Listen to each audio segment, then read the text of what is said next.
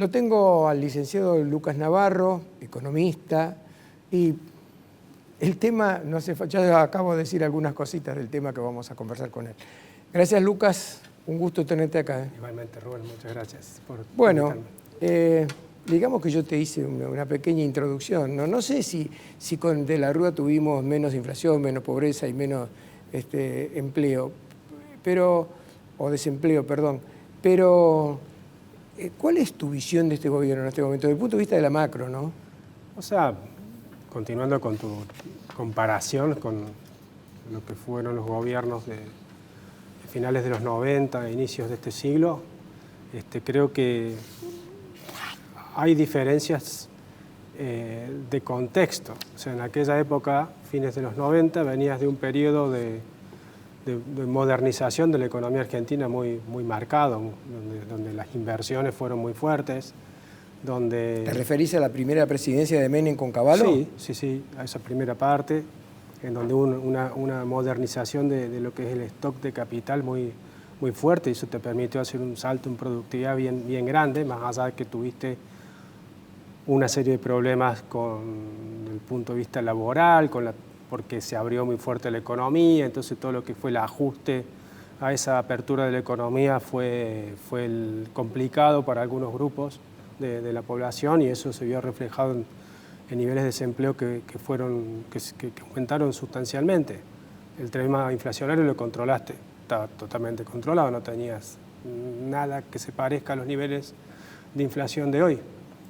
Y el problema del sector público, de déficit estructural del sector público, quizás estaba, pero no era de la magnitud de lo que tenemos hoy. Y por otro lado, el contexto internacional, el momento que cae el gobierno de la Rúa, también creo que era distinto al de hoy. En aquella época, recuerda que era el momento del atentado de las Torres Gemelas, por un lado, entonces el mundo estaba con los ojos en otras cosas, y por otro lado, la actitud de los organismos financieros internacionales, el Fondo Monetario Internacional, era mucho más dura que la que tienen hoy en día. Entonces, a eso tenés que agregarle factores políticos internos, sin duda, que vos bien mencionaste. Entonces, la combinación de todos esos elementos posiblemente fueron elementos que contribuyeron a que se desatara una crisis que, claro, si uno la ve con perspectiva histórica y compara con lo que vivimos hoy, dirías, no es como que uno no entiende cómo puede ser que por problemas mucho menores hayamos tenido semejante crisis. Esa crisis fue también institucional, porque, como bien dijiste, una buena parte de la clase política tuvo que ver con esa inestabilidad, con esos problemas que tuvimos. Hoy los problemas son muy severos, y parte de ese contexto tiene que ver con el arrastre de problemas a lo largo de los años, ¿no? Entonces, el problema fiscal de inicios de siglo no tiene nada que ver con el problema fiscal de hoy. El nivel del gasto público de inicios de los 2000 es básicamente, diría, 2/3 del nivel de gasto público de hoy. O sea, el gasto público creció en términos del PIB un 50% aproximadamente. Los problemas, digamos, entonces de sobredimensionamiento del sector público son mucho mayores. Discúlpame que te interrumpa, porque acabas de hacer mención del nivel de gasto público a comienzos del 2000 y ahora. Y hoy justo hay una nota, creo que en La Nación, sobre lo que está perdiendo uno de los ferrocarriles que están en manos del Estado, comparado con todos los ferrocarriles. En la época anterior a que Menem privatizara los ferrocarriles, se decía que los ferrocarriles, con gran escándalo por parte de la gente que lo decía, que los ferrocarriles perdían $1 millón por día. Resulta que el artículo que publica hoy La Nación dice que ese segmento de ferrocarriles que hoy está administrado por el Estado, como lo hace con Aerolíneas Argentinas, está perdiendo, y lo publica, $3,5 millones por día. 1.250 millones de dólares por año, más que Aerolíneas Argentinas. Pero ese es un ejemplo como muchísimos que te explican ese sobredimensionamiento innecesario del sector público. Recién te comentaba fuera de cámara de un estudio del BID de hace unos años que medía las ineficiencias del gasto público en los países de América Latina, y Argentina aparecía como el país con en la punta, el número 1 del ranking de ineficiencia, donde aproximadamente 7% del Producto Bruto es gasto público que se podría evitar, y eso no tendría ninguna implicancia en términos de los bienes y servicios que provee el sector público en nuestro país. Entonces hay mucho ámbito para avanzar y para trabajar en ese sentido, y eso apunta al problema, si quieres, a la coyuntura de hoy. La coyuntura de hoy es que, aún con un déficit dibujado o no, que tuvimos en el año 2022 de 2,3% del Producto Bruto Interno, me refiero al déficit fiscal primario del sector público nacional, que no parece tan elevado si uno lo compara con otros países. El problema es que no tenemos cómo financiarlo. No hay financiamiento internacional en nuestro país. Todo el financiamiento termina siendo directa o indirectamente monetario, que esto es con emisión. ¿Por qué digo directa o indirectamente? De acuerdo a lo que se estipulaba en lo que se acordó con el Fondo Monetario Internacional, solamente de ese 2,3% del producto, 1% podría ser financiamiento con emisión. Esa es una restricción que se impuso. Pero lo que pasó en la práctica el año pasado es que indirectamente, por ejemplo, el Banco Central emitió muchísimo para comprar bonos del Estado el año pasado.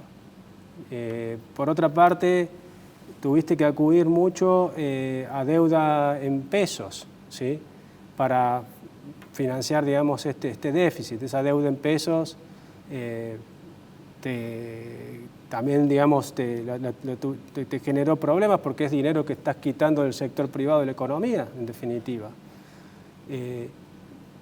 Tenés, digamos, que otra fuente, digamos, de emisión ha sido el pago de intereses de la deuda del Banco Central. Entonces, entre deuda de intereses, pago de intereses del Banco Central, de deuda del Banco Central, más emisión para compra de bonos, eso te hace una explosión monetaria importantísima, que la tuviste que absorber con estas famosas LELIQs. Entonces, para que todo ese dinero no estuviera en la economía, el Banco Central se endeuda con los bancos sacan la plata de los depósitos de la gente, nuevamente le quitan fondos al sector privado para pasarle al sector público, en definitiva.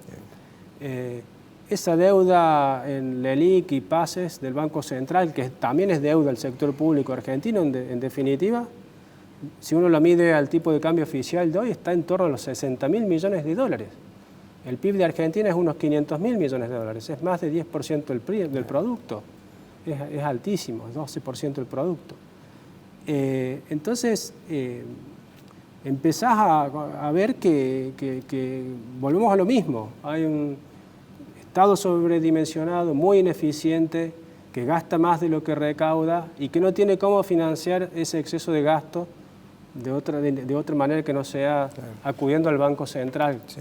Y ahora, eso es lo que explica, perdón, sí, para continuar, los números de inflación que estás viendo en estos días, que ayer salió el dato de febrero, que dio 6,6% en el mes. Y la que viene en marzo. Ya tenemos, tenemos más de 100% interanual, si uno compara febrero con febrero. Y marzo, que va a estar arriba del 7%. Marzo va a estar muy alto también, porque tenés muchos ajustes. Lucas, cuando vos le preguntás a los oficialistas por la palabra ajuste, te dicen no hace falta un ajuste, porque no quieren enturbiar su gestión.